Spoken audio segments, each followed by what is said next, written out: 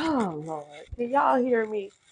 Lord, kids just doing what they want to do, falling and running and jumping.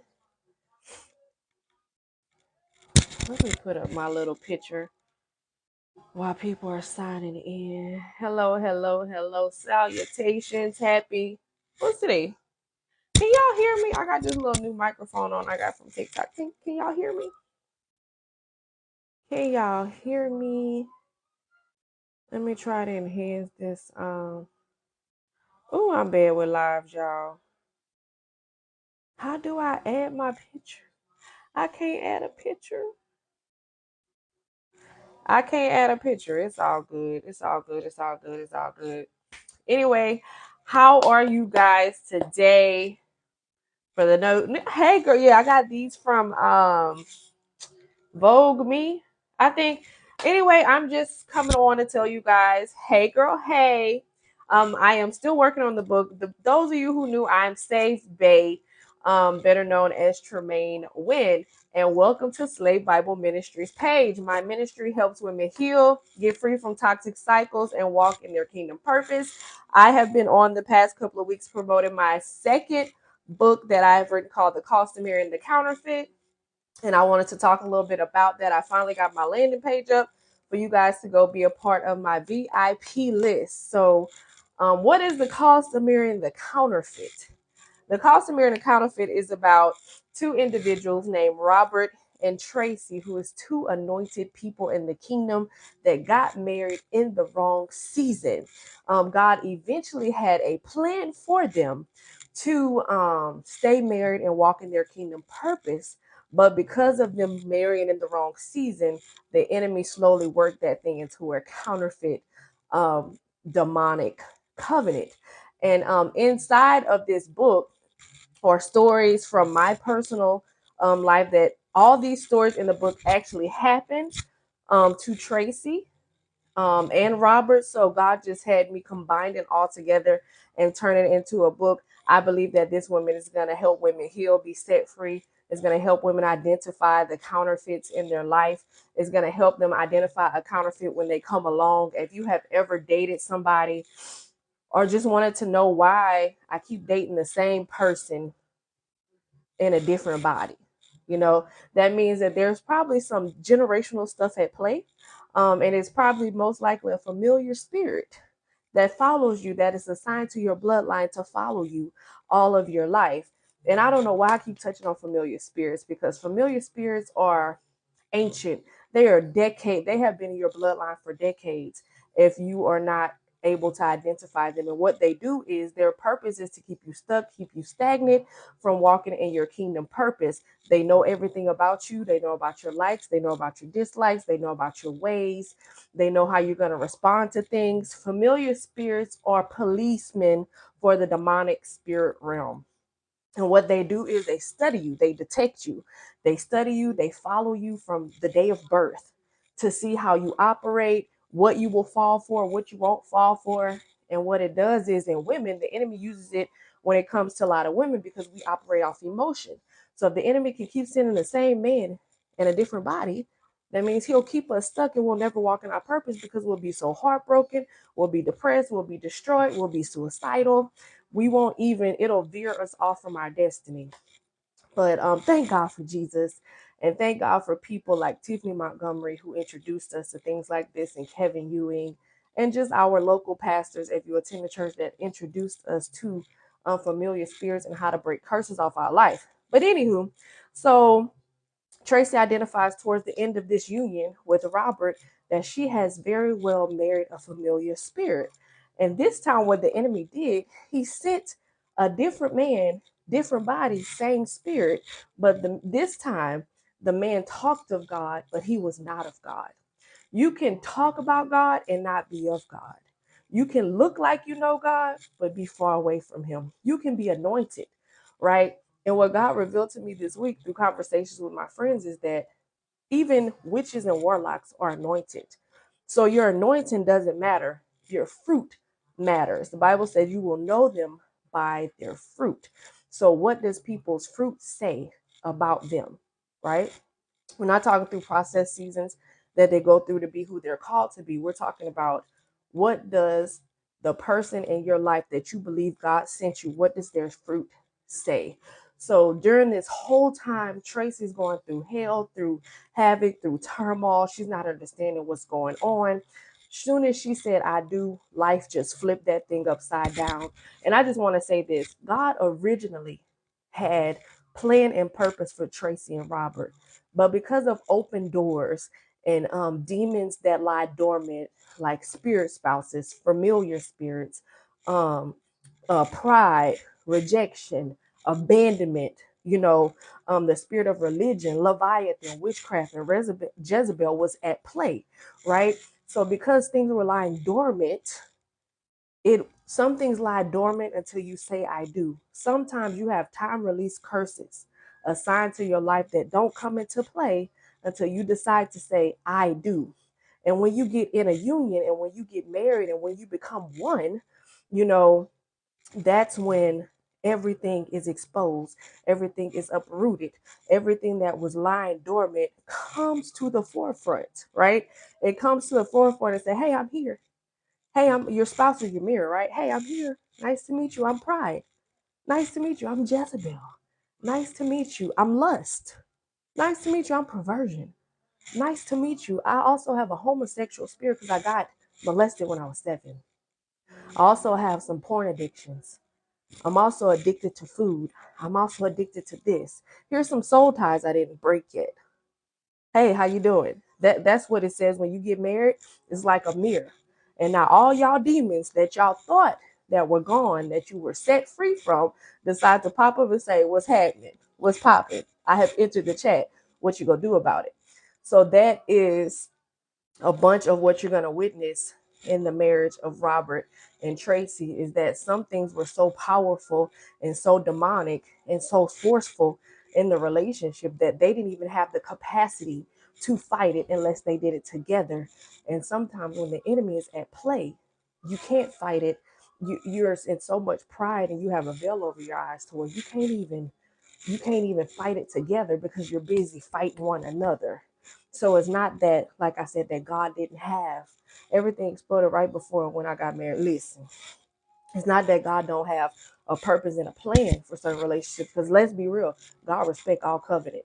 Let me tell you something. They have laws in the Bible to where God respects good covenant and evil covenant because He's a God of order. And these spirits that were at play in their marriage knew the laws. They knew the jurisdiction that they had over Tracy and Robert, and they knew what they could and could not do. See, one thing about demons, they're very strategic. They know your weaknesses. They know what you like. They know what to send. That's why a lot of people say the devil knows what to send you, because sometimes the devil will send you everything that you think you want. And once you get it and you go through some hell, and you go through some trials and some trauma, you like, God, I'm sorry, I want what you want. But the most important thing about this marriage was that God never gave them the okay. He gave people around them said it was okay. Trusted people said, hey, this is what God said. But nobody went back to check with God. So God used this union for His glory. And it could have went either way because God respects our free will, right? God doesn't force us to do anything. He allows to give us free will. So when we do go through a judgment process from God, you can never say, but God this, but God that, because God be like, well, you got free will, number one. And I sent people to stop you. I put roadblocks in your way to not make that decision. That's why the Bible says every time sin is present, there's always an out. You always have a out. One thing that my mentor taught me, which really affected Robert and Tracy's marriage, was that we always recite the scripture. We fight not against flesh and blood, but of principalities, powers, and rulers of darkness, right? And we always say, oh, you're in the flesh, you're in the flesh, you're in the flesh. But we're not in the flesh, because our flesh is supposed to want to do wrong, to want to run to sin. We don't fight our flesh. We it's the decision in our mind. See, our bodies can't do anything without a thought, without a decision, without a desire. If you're laying in the hospital and you're on life support, your body cannot come back to life without your brain working, right? So we're not fighting our flesh. We're fighting the decisions that we make. We're fighting the demons that oppress us. We're fighting the voice in our head that we think is God, that is not God, right? That's why they say pride is the most powerful fight that you will fight in your life. Job 41, go read that. I think it's Job 41.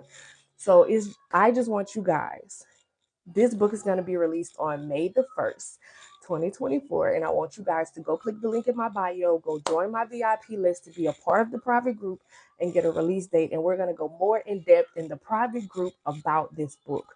This book is going to help you be set free, help you identify counterfeits, help you see what's inside of you that keeps attracting them, because abandonment can attract the demon, rejection can attract the demon. And when you're operating in heavy pride or you have some bloodline curses in play, that's going to attract the wrong people, the wrong spirits. So go check that out on my landing page. And the release date for the book is 5/1/24. Go click that link on all my social media platforms, Slay Bible, or you can go look up Tremaine Wynn on Facebook. They have the link in there. Click the link, join the group. I'm going to post this live to my YouTube. So that's what I came on to let you guys know. I really want to talk about the judgment part. Do y'all have time to hear about that part of the book? Like, if you got time to hear about that part, drop an emoji. I don't care what emoji you drop, just drop it. Just drop it. Because, listen, y'all. This book, I think, and I'm not trying to toot my own horn, but I think this book about to be real. Like, this book about to set some people free. This book, because this really happened. And when a lot of people around me hear my story, hear my testimony, they like, what? What? You don't even look like you went through that. Like, God really allows stuff like that to happen? Hell yeah. Hell yeah, God allow stuff like that to happen. Because it's not that he allow it, but he'll use it. God don't allow nothing. But he'll use even the most detrimental parts of your messed up decisions to get you to where he needs you to be. But okay. So we got this part in the book called the judgment, and most of you know when you go through judgment with God, we just go with Nebuchadnezzar. If you don't know that word, go read about it in the Bible, right? So we know that Nebuchadnezzar was under judgment for 7 years of his life, right? So Robert goes under heavy judgment. Um, Actually, the day after him and Tracy divorce, right? Not even a day after they divorce, Robert goes through his period of judgment. Okay. So the first thing that happens is now throughout the last year of their marriage, Tracy stood for their marriage, right? Tracy prayed, Tracy fasted, Tracy seeked counsel, Tracy seeked prophetic words from people that prophesied to them throughout the relationship, because God really had great things in store for the union. But prophecies come with contingencies, prophecies come with instructions. And sometimes everybody doesn't want to follow the prophecy that's spoken over them. Hey, sis, hey, they think that, oh, I got a prophecy. Let's just say I'm going to use this cliche prophecy. Oh, I'm going to get a house. God is going to bless me with a house. He going to bless me with a house. But the prophecy also come with rules. That means you got to stop spending your money how you spending it. That means you got to stop eating out all the time. That means you got to start saving. You got to start budgeting. You got to start disciplining yourself. You got to start working on your credit.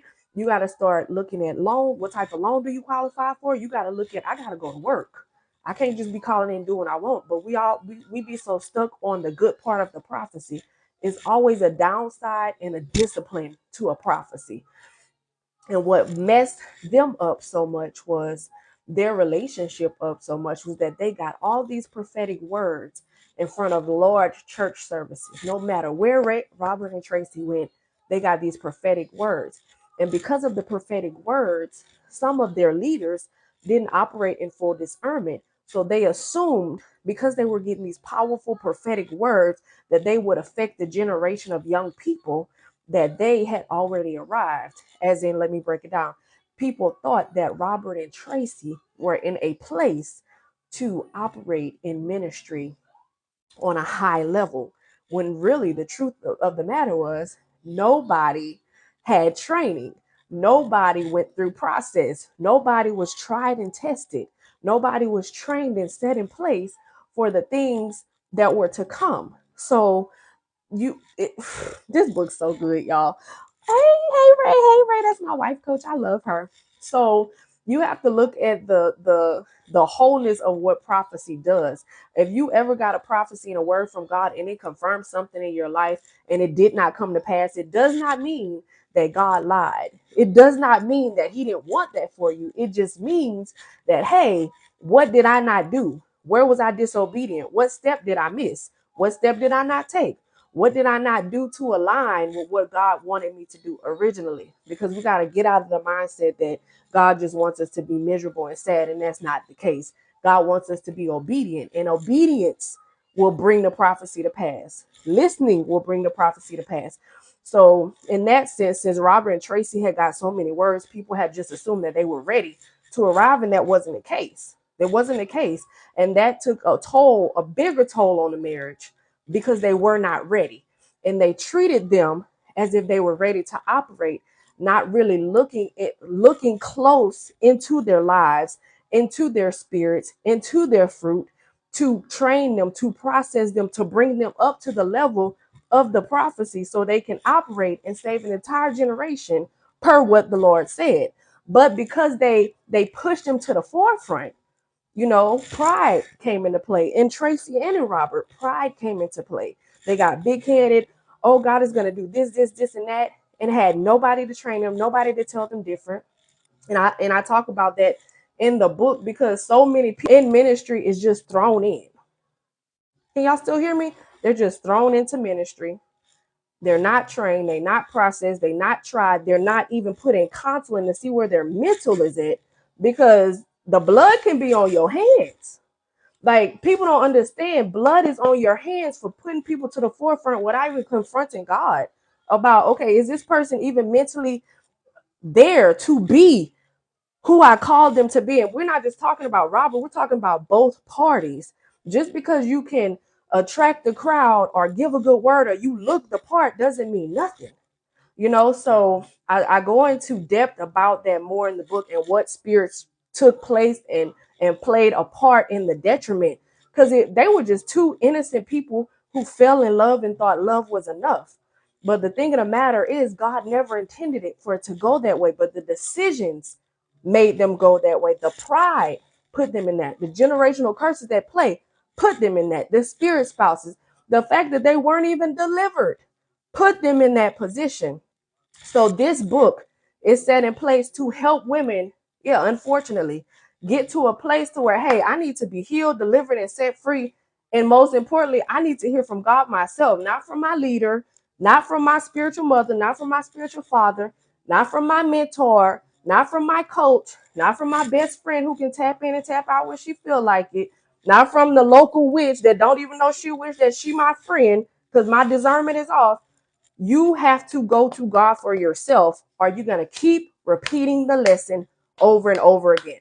So that's what this book is about. This book is about learning about the spirits that are at play, how to get over them, the things, witnessing the things that God will allow to happen. Allow. When I say allow, he didn't cause them to happen, but he will allow it to use it for his glory. Okay. So this is also a book as don't get mad at God if you get your heart broke because you ain't asking him anyway. So that's where I'm at. Okay. So ain't nothing God's fault. That's the first place to start. God is not to blame for our decisions because we have free will. So this book is going to get you healed. It's going to get you set free. It's going to get you prepared to walk in purpose, to eventually marry who God called you to marry, or even to just who he has for you. But make sure that you ask him, because Tracy and Robert were just out here in these streets doing whatever. And this is where it got them. And now, unfortunately, those prophecies may not come to pass as they were stated because of the disobedience that took place and the rebellion that took place. Like my wife gonna say, ask the Lord. So some of them things won't come to pass, because one thing about God, he gonna speak something, and if you don't follow it, he might come back around with it, but he may not. So it is very, very detrimental and very, very important for you to listen to God the first time, because sometimes you don't get a second chance. And then you'll look up and you'll see people that you didn't even know operating in the same word that you got, but you didn't follow the directions, you didn't follow the insight, you didn't see God on it, and you looking at them like, how they did this, and that was supposed to be us. Yeah, it was supposed to be you, but you ain't do what you were supposed to do. So God had to lift another, because let's be real, God don't need nobody. There's millions of people that he can use. And I'm also talking about the heartache and the pain, and how nobody but God got Tracy through what she was going through, and surrounding her with people. Because let me tell you something, ain't no friend in this world can take you out the fight of warfare. Ain't a friend like the lowly Jesus. I think that's what the old church used to sing. And there's not a friend like the lowly Jesus. Ain't no friend can take you out of this fight. They can direct you if they hear from God, but they can't take you out of this fight. You're gonna have to put your big girl drawers on after you crying and snotting, realize what you did, and be like, listen, I'm gonna do what I gotta do. Because baby, Tracy got a lot of residue from this that she shouldn't have got. But because she stayed thinking it was okay and continued to stand after God has sent person after person after person after person to release her from it, she stayed in it. She stayed in it. Why did she stay in it? Because of a prophecy. So until Tracy got the breakdown of what a prophecy really meant and what it really called for, that's the only thing that can freed her in the end of it, right? Even though it hurt, even though it didn't feel good, even though she didn't understand why, even though she didn't know which way she was going to go or how it was going to turn out. Like, you really have to listen to God. So this live went good. I didn't even expect to say none of this. I just got on here to tell y'all, click the link in the bio, join the VIP with the landing page, and we can get in our Facebook group. We can talk more about this, more in depth with women of faith that have been heartbroken, and we're not going to trauma bond. We're going to get free. You know what I'm saying? We're not going to trauma bond. We're not going to loathe. We're not going to drag. We're not going to operate in depression. We're going to get free. We're going to encourage one another, and we're going to keep this walk going. So I love you guys. I'm going to post this live on my YouTube. And that's it. I hope you guys have a happy Thursday. I will try to log on Saturday, because Fridays is my day. I'm going to be relaxing after work. So I'll jump on Saturday. I love you guys. Thank everybody for tuning in. They have buku people on here, but I guess they went off when they want to hear the truth. So I love you, Ray. I love Elizabeth. I love Kiki and Shawan and everybody that logged on that I didn't know y'all name. I appreciate y'all jumping on here and seeing me. The Costumere and the Counterfeit, May 1st, 2024. Get into it. Get the book for your cousin, your sister, your auntie, your aunt, your auntie, anybody that been hurt, anybody that has a generational cycle going on, anybody that's dating the same man with the different man with the same spirit, period. So I love you guys. Y'all have a good night. Go to my YouTube, Slay Bible Ministries. Hit the replay and click the link in the bio. Love you. Bye.